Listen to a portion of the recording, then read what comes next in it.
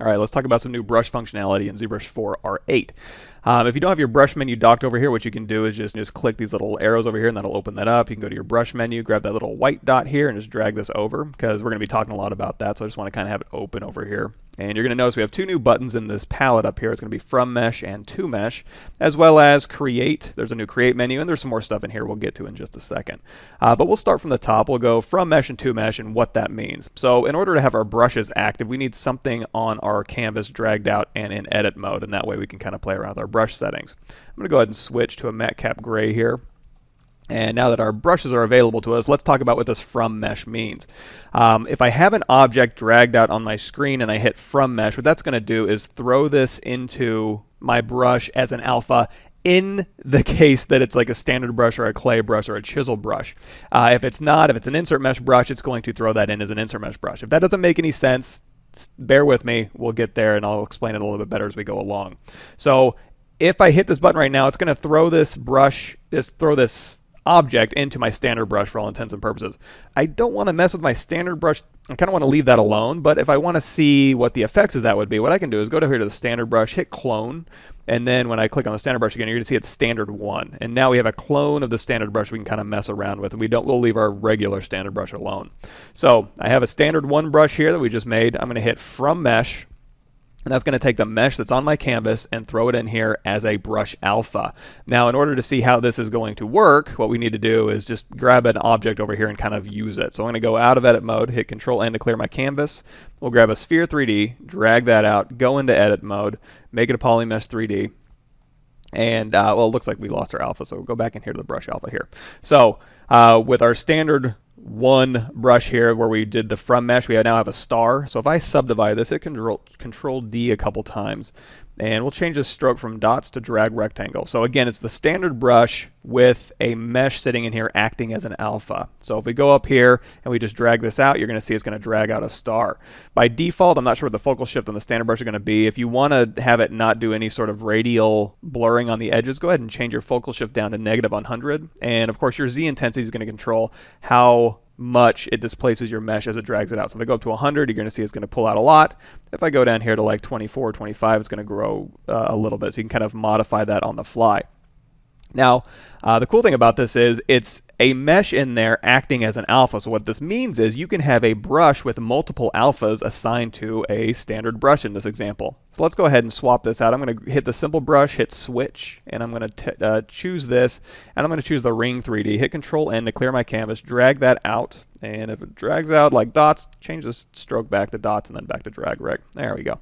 Go back into edit mode, and again with our standard 1 brush selected and this ring dragged out however you'd like, and again it's going to project how you have it oriented on your screen. So if you hold down Shift and snap it to the front here and then you go From Mesh, it's going to throw that ring 3D into my new standard brush and it's going to create an alpha for me. If I turn the ring like this and do From Mesh, you're going to see it creates an alpha like this. So you can get multiple alphas from one object. You can do like a 3/4 down view of this alpha if you want and go From Mesh. Now, this isn't vector displacement. It's not going to do undercut, so it is just going to project straight back, which you'll see when we apply it to our sphere. But it will still be pretty useful to have this kind of functionality. So now that I've got this brush with multiple objects in here, you know, let's just do a couple more. I'm going to switch, hit Control N to clear my canvas. We'll go into this simple brush here, and we're going to grab Gear 3D. We'll drag it out. And if you haven't played around with these initialized primitives yet, go down to Initialize, and you can play with all sorts of really cool stuff in here as far as your outer and inner profiles. There's a lot of really cool stuff you can do with this thing.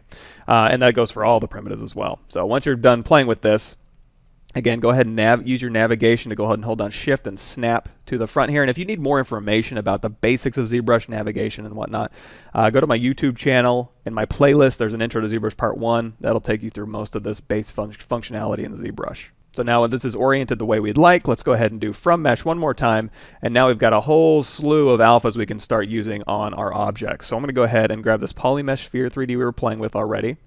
This mesh is subdivided up so it looks a little bit nicer as we drag these things out.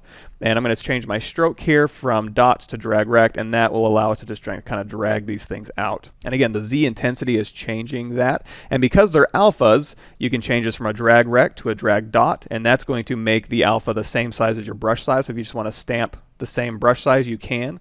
You can also switch over here to the ring. Let's do the ring that's facing right at us. Then we can just kind of drag these out. You can make our brush bigger. And if your brush size has dynamic turned on right here, that little dynamic word right there, that means I can move my object way far away and still maintain a consistent size. If you hold down Shift and turn dynamic off, and let's say you want to put rings inside of here, you can put rings inside of here. As long as you don't move your camera, you're fine. But as soon as you move your camera with dynamic off, it's going to go ahead and be non-dynamic. It's going to be based on where your camera is in relation to the object. So if you want it to be consistent as you're moving your camera around, make sure you have dynamic turned on. And again, because this is an alpha, what you can do is you can also change this to a dot stroke here. So you can change this to a dot stroke and kind of drag these out.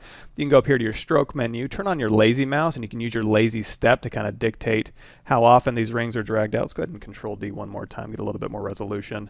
So if we go into our stroke menu here and we change our lazy step up, that'll space them out a little bit more. And if you change your lazy step down, of course, it's going to compress them closer together.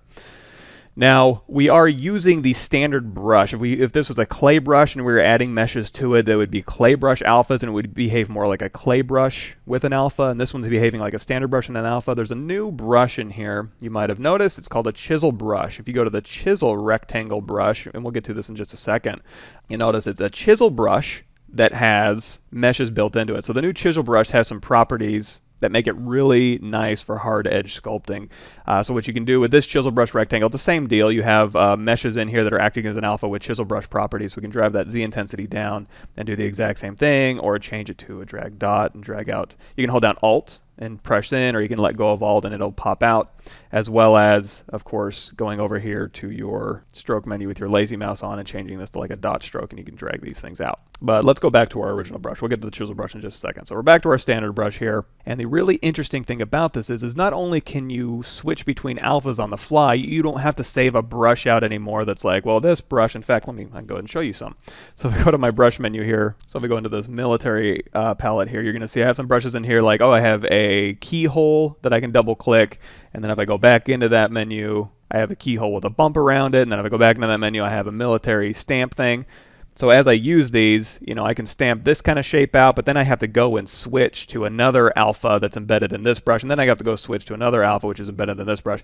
You no longer have to do that. All you got to do is make one brush that's utilizing multiple meshes with multiple alphas, and then you can just switch between them.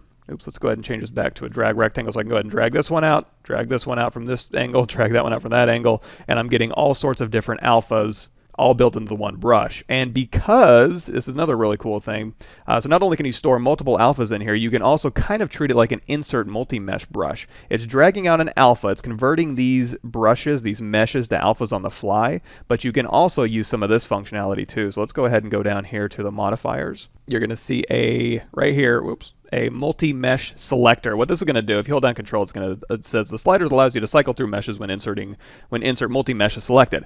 This isn't technically, I don't know, maybe technically it is an insert multi-mesh, but it's because it's treating these meshes as alphas because it's in a standard brush. What you can now do is you can take this multi-mesh selector, set that to 1, and that's going to cycle forward through these alphas. It's going to, multi-mesh select is set to 0, so that's this position 1, and it's going to cycle forward through all these alphas. So as I drag these out, it's going to go from star to ring side to ring 3/4 to gear.